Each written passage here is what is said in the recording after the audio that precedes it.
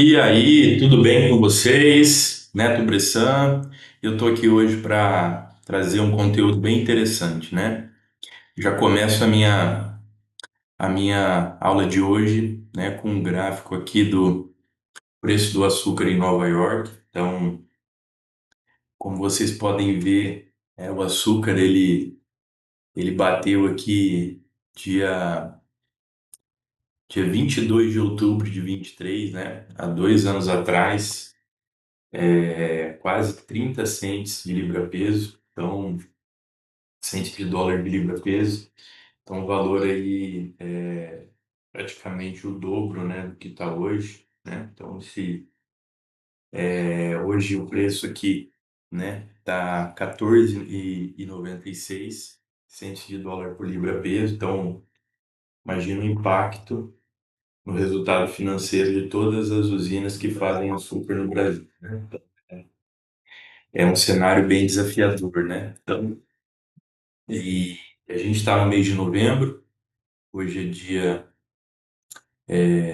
hoje é dia 15 de novembro, 15, 16, espera aí, 16, hoje é dia 16 de novembro de 2025 e, e eu trouxe um conteúdo, né, para vocês voltado para gestão da mão de obra, né? Então, lá no meu trabalho sobre gestão de custo industrial, né, que está dividido em quatro etapas, né? A gente tem aqui a primeiro passo, né, que é a elaboração do orçamento industrial. Muitas usinas estão nesse processo, né? Começa ali em novembro, dezembro, a elaboração do próximo orçamento e com um desafio enorme, né? Para a gente entregar resultado quando você coloca no seu demonstrativo, né? É, no seu orçamento, né? O açúcar sendo vendido a menos de 15 cents. Isso é muito perto do custo de produção, né? Ou até maior que o custo de produção das unidades. Então, é comum, né, uma restrição bem maior orçamentária nesse período, né? E a gente não pode esperar o açúcar subir de preço, né? A gente tem que fazer o nosso exercício de custo, né? E aí as empresas que têm uma disciplina maior, né, uma austeridade maior de custo ao longo dos anos, independente do preço do açúcar, né, com certeza aí vão ter exercícios menos desafiadores de quem precisa fazer isso de maneira mais significativa. Então, só recapitulando aqui, a gestão de custo industrial, né, eu separei ela em quatro etapas. Primeiro é você fazer um orçamento, né, com um nível de detalhamento que permite você depois fazer análises, né, dos principais desvios de escopo, quantidade e preço unitário, né? Então, esse é um ponto. Segunda etapa ali são as revisões e aprovações orçamentárias, né? Quando eu tenho um teto de gastos, né, é você criar uma matriz de risco que te permita cortar no lugar certo, né? Não cortar custos que vão ter um alto retorno financeiro. Então, trazendo um exemplo bem, bem até grotesco, né? Vamos dizer assim, mas você deixa de fazer uma reforma numa caldeira e economiza aí 4, 5 milhões de reais, mas no ano seguinte a caldeira falha e você não consegue moer toda a cana, ou impacta em mais paradas e partidas da planta e toda essa economia, né, de custo desse reparo vai embora em perdas de produtividade, eficiência e também olhar a questão de segurança, tá bom? Então, essa aí é a segunda etapa, a revisão orçamentária. E aí tem a terceira etapa, que é o acompanhamento, né, orçamentário, como você olha o que está planejado, né, de uma data para frente e vai fazendo as revisões trimestrais para com o objetivo de cumprir, né, o seu orçamento anual. Então tem uma aula só sobre isso aí no meu canal. E por último, análise de causa, né, e, e plano de ação dos desvios, tá bom? Aí lá atrás eu trouxe aqui para vocês uma composição média, tá, dos custos industriais de uma zona de açúcar, etanol e bioenergia.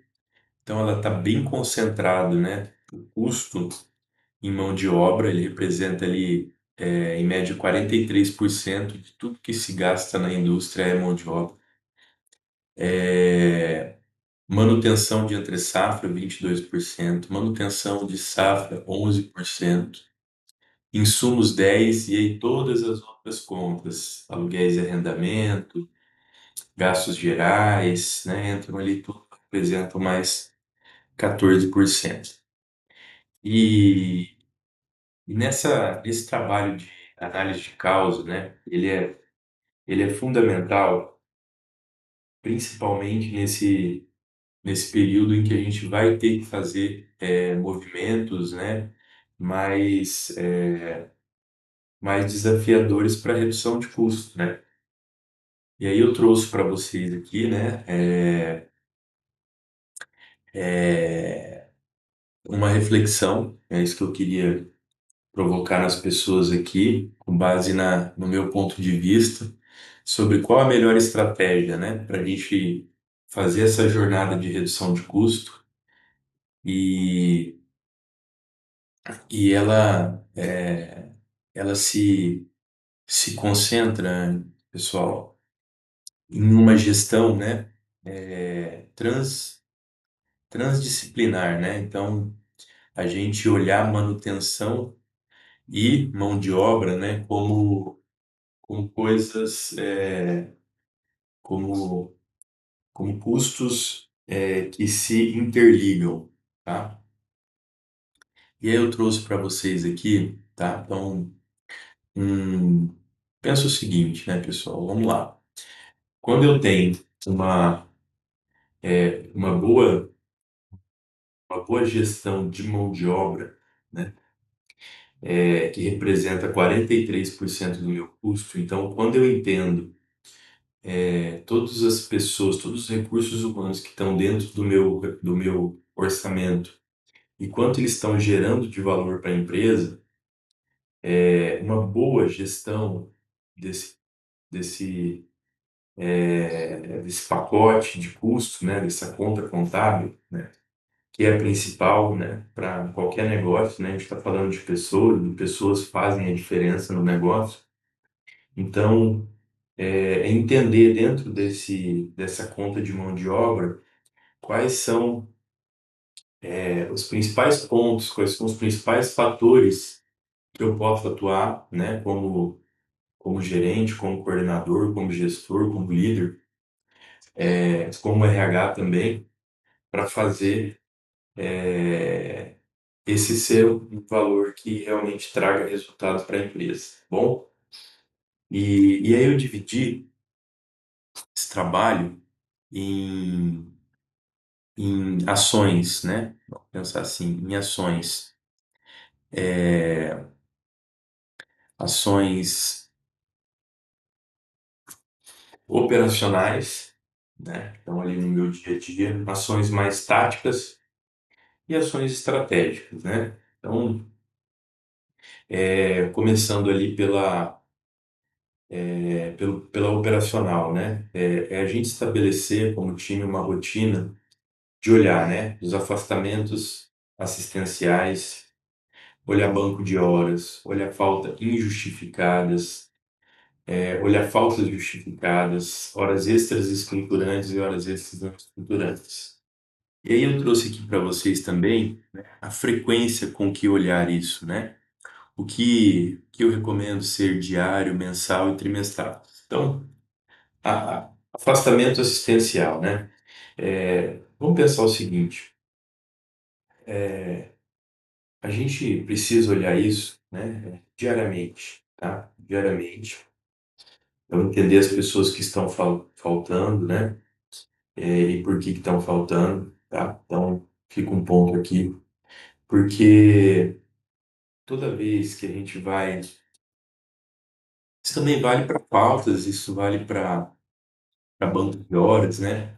A gente olha ali, né, pessoal, essas contas aqui têm a ver com quantidade de recursos que eu vou precisar para operar a usina. Então, quando eu tenho um time, né, que não tem faltas, quando eu tenho um time, né, é, que eu posso contar na maior parte do tempo, eu acabo não tendo que prever, às vezes, um quadro um pouco maior, né? Por quê? Porque se eu tenho rotatividade, eu preciso levar em consideração isso, né? Na hora de dimensionar o meu headcount. Então, como que eu vou fazer uma redução, né, de quadro se eu nunca consigo operar com o meu quadro cheio? Então, olhar para isso, né, a liderança é super importante, tá? No caso de horas extras estruturantes, são aquelas horas extras que já estão previstas no quadro da pessoa, né? Então, por exemplo, a pessoa trabalha no turno 6 por um, né? Mas ele acaba fazendo todo dia um pouco mais de horas, porque só tem ônibus às 5 horas, por exemplo, né? Então, precisa mesmo a pessoa trabalhar no 6 por um. Então, olhar essas escalas, né? Às vezes aquela atividade em si pode ser concentrada de segunda a sexta, e aí você evita essa hora extra. E horas extras não estruturantes, né? Aí acho que é muito mais um alinhamento, né? Com a tua gerência da unidade, se realmente precisar, né? Isso muito voltado para assuntos que eu não tenho opção de não fazer, né? Então, eu preciso mesmo, mas devem ser coisas mais pontuais, né? A gente percebe também que conforme a unidade vai estar com um nível de manutenções maiores, né? Elas são os grandes vilões aí que acabam segurando as pessoas, né? Para fazer hora extra, né? Eventualmente ter que vir fora de horário para atender uma ocorrência que está impactando ali a produtividade, né? A eficiência, às vezes a segurança das pessoas. Esse trabalho aí é super importante. Ah,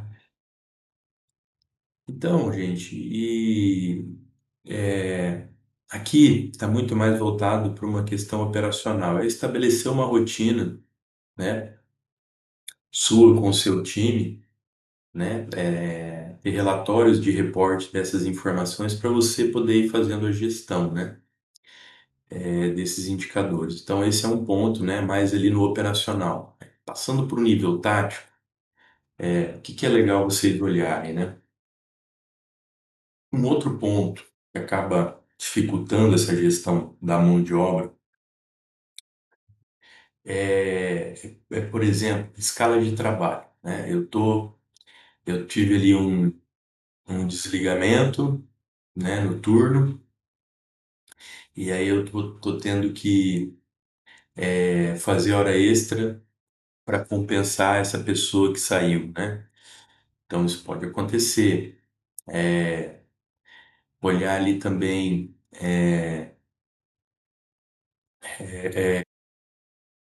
quando eu perdo uma pessoa do meu time, olha a jornada desse processo. Então, tenho lá um operador nível 3, um cara experiente, e ele resolveu sair. N motivos aí, tá? Mas essa pessoa resolveu sair. Eu não tenho, né, uma pessoa já formada para colocar no lugar dela.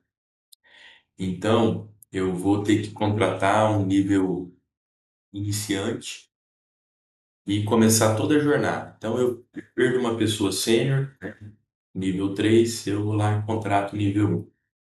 Eu vou ter que fazer as entrevistas, eu vou ter que, né, o gestor vai fazer as entrevistas, vai selecionar o candidato, vai ter que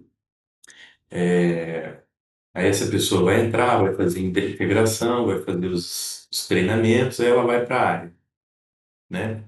O líder daquele setor, muito provavelmente os próximos 6 meses, vai ter que ali dar uma atenção e ir desenvolvendo as habilidades com base nos treinamentos que essa pessoa recebeu, para ele ir se desenvolvendo. Então, isso acontece do líder desenvolver esse operador um, automaticamente ele tem algum operador 2, né, que ele vai estar desenvolvendo para o 3 que saiu e tem que desenvolver alguém do um para ser o 2. Então, olha, gente, todo o trabalho que é gerado quando uma pessoa sai da empresa, né?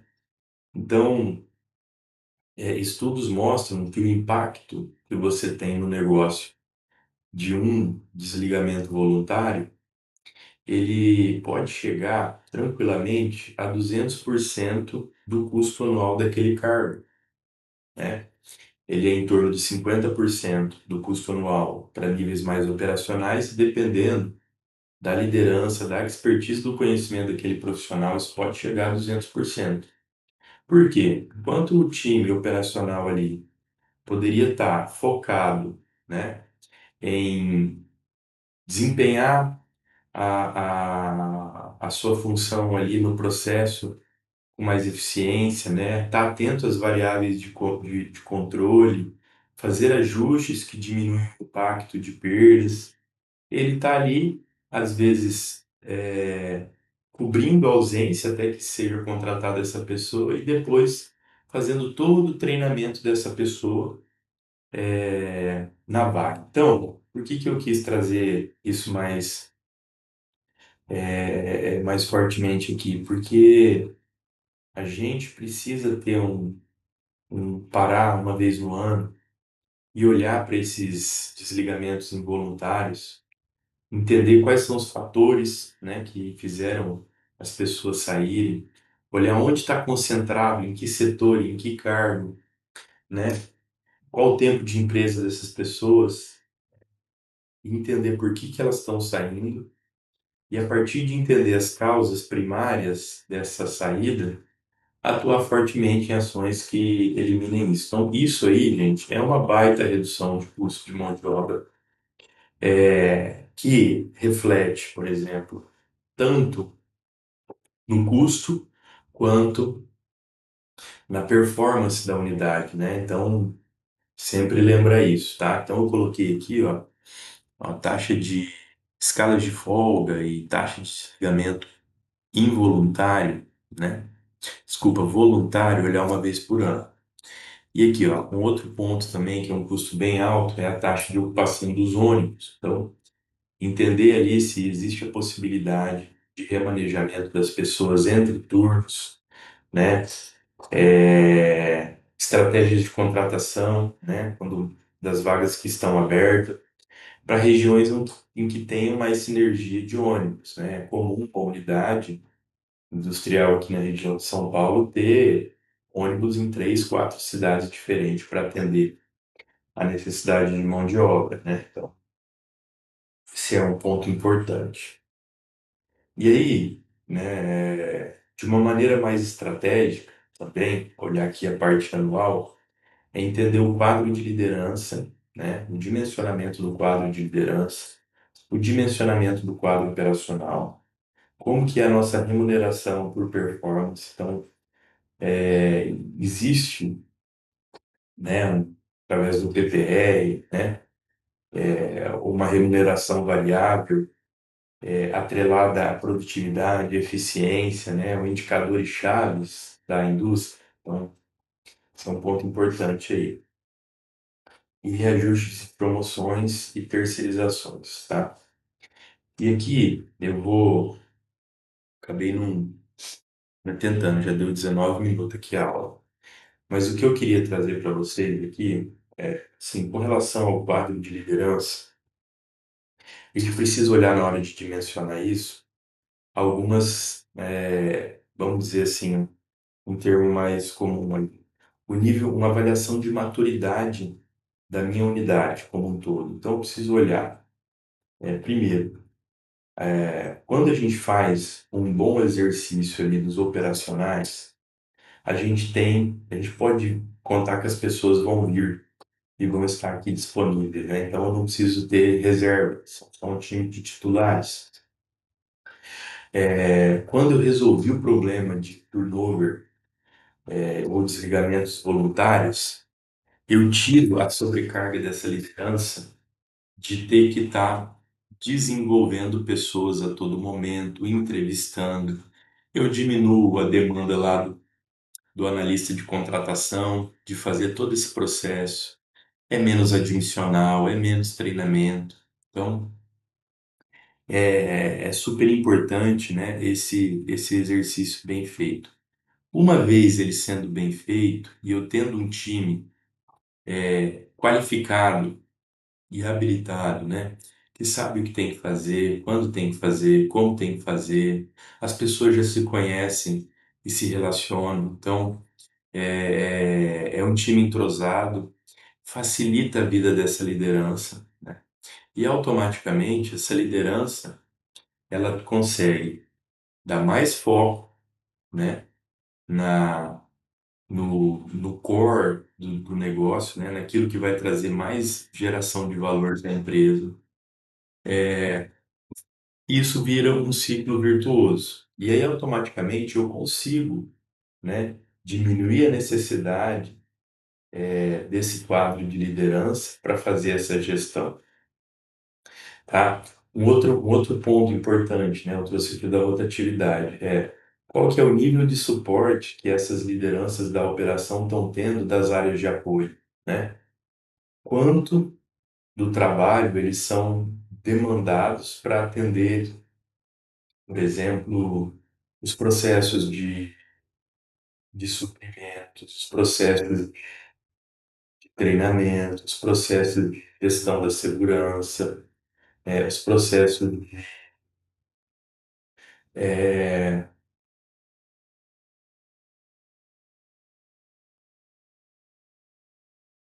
demandas voltadas para melhoria operacional, né? Enfim, o próprio contencioso, né? Então, entender também, por exemplo, tem unidades que têm uma área de PCP que dá um pouco mais de suporte, né? E PCM que dá um pouco mais de suporte, né? Mas então tudo isso contribui para a gente fazer esse dimensionamento, né? A jornada de desempenho daquela área, né? Se é uma área ainda que tem uma concentração muito grande de problemas, então esse gestor, esse coordenador, né, tem uma jornada mais grande ali, maior ali, né?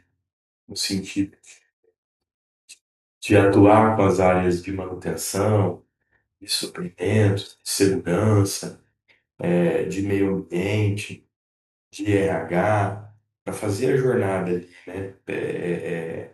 Então, aumentar o nível de atendimento dos equipamentos que ele está operando, algum problema de processo que precisa ser melhor estudado e solucionado. Então, tudo isso a gente tem que levar em conta na hora de fazer esse dimensionamento, né, do quadro de liderança. E a partir do momento que você vai entendendo os fatores primários, está gerando as lacunas de desempenho da tua área e você vai resolvendo isso, você vai simplificando cada vez mais a tua operação e isso requer menos quadro de liderança. Então, acho que essa é uma jornada. Com relação ao quadro operacional, acho que uma parte vem desse próprio exemplo que eu dei. Aqui tem outros, né? O nível de automação que eu tenho da planta, né? Quais são as operações hoje que eu consigo automatizar para poder eliminar algumas operações, principalmente as mais triviais, que eu exijo menos tempo de qualificação das pessoas, né? Hoje, com inteligência artificial, a gente já tem também muitos trabalhos de análise sendo feitos de maneira, né, com muita qualidade. A própria rotatividade das pessoas, né? Rodar com um quadro menor. Então, tudo isso acaba influenciando ali também na sua definição, né, do quadro operacional. E o quadro das oficinas, pessoal, aí acho que é o tema que eu queria trazer hoje com um pouco mais de profundidade, é o seguinte, a gente tem dentro a usina de açúcar e etanol, ela tem em média, uma entre-safra de 3 meses, e durante a safra ela fica ali mais ou menos de 20 a 30% do tempo parada, por chuva ou por quebra, né? Então, se a gente for ver, a gente, como usina, é um negócio que fica de 40 a 50% do ano inteiro parado. Daí, um dos pontos que eu defendo muito é a gente cada vez mais fazer um trabalho de primarização da manutenção, né? É a gente qualificar o nosso time para fazer manutenções que hoje são terceirizadas, em que o custo, né, dessa manutenção, via de regra, aí, ele é menor, o nível de comprometimento e qualidade fica mais na mão da gestão, que não depende de um terceiro que vai vir, dependendo como ele vai ser contratado, quando ele vai ser contratado, né? Tudo isso pode impactar na qualidade do serviço. Quando você tem esse trabalho sendo feito pela mão de obra própria, a minha experiência é que a qualidade aumenta e o nível, porque normalmente é a pessoa que vai dar a manutenção, vai operar o equipamento depois, então isso acaba sendo um ponto positivo também. Então, pessoal, nessa jornada de redução de custo, eu acho super importante um trabalho de desenvolvimento da mão de obra própria para serviços que hoje são terceirizados. Durante o período de safra, pequenas manutenções vão ser feitas pelo time da própria operação, então eles conseguem ali pequenas manutenções, a gente ir treinando esse pessoal para ser um operador, mantenedor, e isso libera espaço para o time das oficinas trabalhar durante a safra em fabricações para entre safra. Então, esse exercício ele é super importante. E aí, para exemplificar isso, eu quis trazer aqui esse slide, tá? Esse slide aqui, ó. Também são números médios, tá? Mas dentro da usina, a gente tem ali 5% dos equipamentos que a gente faz manutenção preventiva. Então, terminou a safra, eu vou reformar o equipamento, não base inspeção, base tempo mesmo, né? Então, por exemplo, algumas correntes, né, eu todo ano coloco novo, então esteiras intermediárias da moenda são novas todo ano. Todo ano, terminou a safra, eu refriso, né, faço a usinagem dos óleos de moenda e soldo novamente, independente da condição. Normalmente a condição é muito ruim. Então esse cara aí é o recorrente todo ano, não tem muito para onde fugir. Onde eu tenho, né, bastante economia, cara. A gente foca aqui na preditiva, né, dos equipamentos, aqueles que eu faço uma inspeção, né, mais ou menos 20% a gente adota a estratégia de preditiva e eu consigo saber se esse equipamento vai durar sem a intervenção mais um ano, dois, três, né? E aí eu costumo usar um critério bem simples, né? Se na minha inspeção, pelas condições do equipamento, vou dar um exemplo aqui, eu o feixe tubular da caldeira, né? Fiz a inspeção do feixe, ele atingiu uma espessura, uma determinada espessura, é, e pela tabela, né, pelo prontuário do equipamento, né, ele já está recomendando trocar.